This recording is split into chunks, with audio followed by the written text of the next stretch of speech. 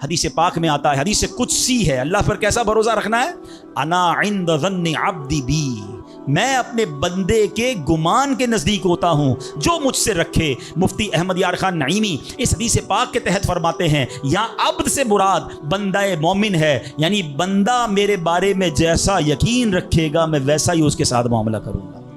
بس یہ سمجھ لو آج بات, میرا اللہ بہتر فرمائے گا, رب میرے لیے بہترین فیصلہ کرے گا, وہ مجھے پالنے والا ہے, میری ماں سے زیادہ چاہنے والا. یقین تو کرو نا اس پر. لوگوں کو اللہ پر ہی یقین نہیں رہا ہے, میرا تو کام ہی خراب ہو جاتا ہے, اللہ معاذ اللہ, اب اس پہ کفریہ کلمات بھی کہہ دیتے ہیں, میرا تو جناب مسئلہ ہی حل نہیں ہوتا, میری دعا تو رب سنتا ہی نہیں ہے, میری مشکل آسان وہ کرتا ہی نہیں ہے.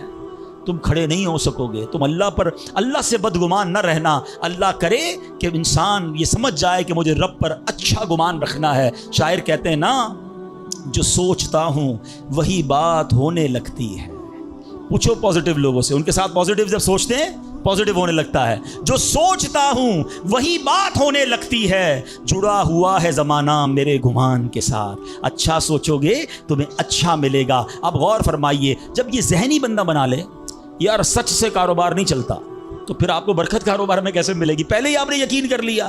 جب یہ ذہن بنا لے کہ نماز کے لیے وقت نکالا تو کام میں نقصان ہو جائے گا, تو پھر کام میں ترقی بھی نہیں ملے گی. اب ذہن بنا لیا کہ ترقی کے لیے صرف دنیا کی ڈگریاں کمانی ہیں, تو پھر قرآن کریم کی برکات کہاں سے نصیب ہوں گی؟ جب یہ ذہن بنا لیا کہ آج نیکی کا دور ہی نہیں ہے, کچھ لوگوں کا ذہن بن گیا ہے بھائی جناب کوئی نیکی کا دور نہیں ہے, تو پھر نیکی کی برکت بھی نہیں ملے گی.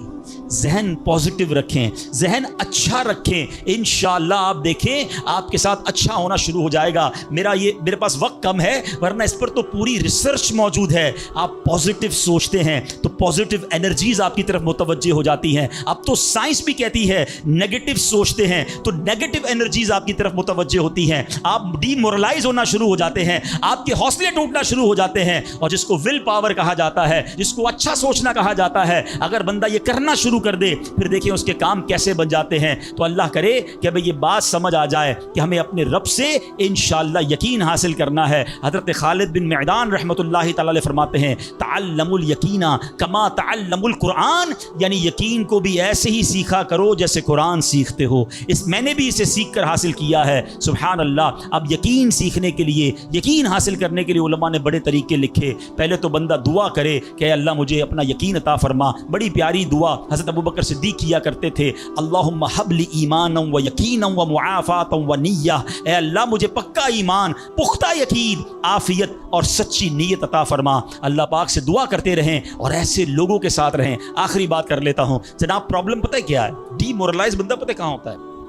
اس کا یقین متزلزل کب ہوتا ہے؟ وہ کیسے شک اور شبے والی لائف میں آ جاتا ہے؟ یہ صحبت سے ملتا ہے.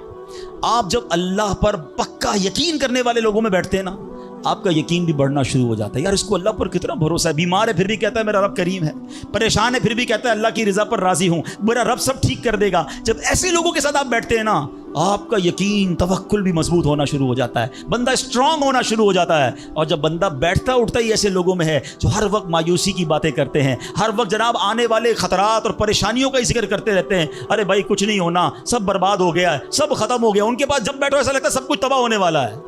ایسے لوگوں کے ساتھ نہ بیٹھیں, حوصلے والے لوگوں کے ساتھ بیٹھیں, توکل والے لوگوں کے ساتھ بیٹھیں, اللہ سے محبت کرنے والوں کے ساتھ بیٹھیں. پھر دیکھیں انشاءاللہ آپ کے کام کیسے سیدھے ہو جائیں گے. ایک آخری بات چلے کر لیتا ہوں, اللہ پر بھروسہ, اللہ کے فیصلوں پر یقین کیسے حاصل ہو. مجھے یہ کیسے پتہ چلے کہ یار یہ چیز میرے لیے بہتر ہے. میں نے کئی بار اپنے بیانات میں یہ ایگزامپل دی ہے, میں دوبارہ دے دیتا ہوں, شاید کسی کے دل پر اثر کر جائے. میں مثال دیتا ہوں. ہمیں بعض اوقات بندہ پتہ ہے اللہ سے یقین کہاں ٹوٹتا ہے؟ جب بندہ دعائیں مانگتا ہے, التجائیں کرتا ہے, بڑی رو کر التجا کرتا ہے, مصیبت میں ہوتا ہے, اس کو کوئی چیز چاہیے ہوتی ہے اور اس کو نہیں ملتی ہے, بندہ کہتا ہے رب تو میری سنتا ہی نہیں ہے. اتنی دعائیں کی, مسجد میں جا کے کی, مکے مدینے میں جا کے کی, فلاں بزرگ سے بھی دعا کرے, نہیں ہو رہا میرا کام. جب بندے کا کام نہیں ہوتا نا تو اس کو لگتا ہے کہ یار میں اللہ پر کیسے بھروسہ کروں. یہاں جا کر شیطان حملہ کرتا ہے. اب آئیے اس وسوسے کو کیسے ختم کریں.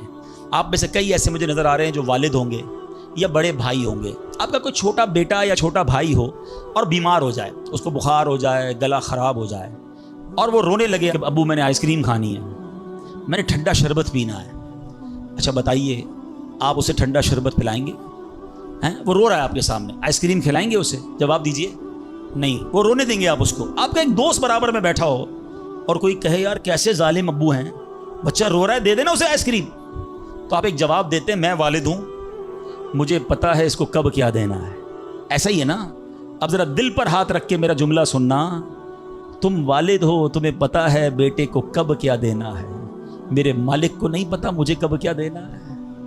میں رو رہا ہوں, میں گر گڑا رہا ہوں, میں تڑپ رہا ہوں, وہ نہیں دے رہا, ارے یہی بہتر تھا.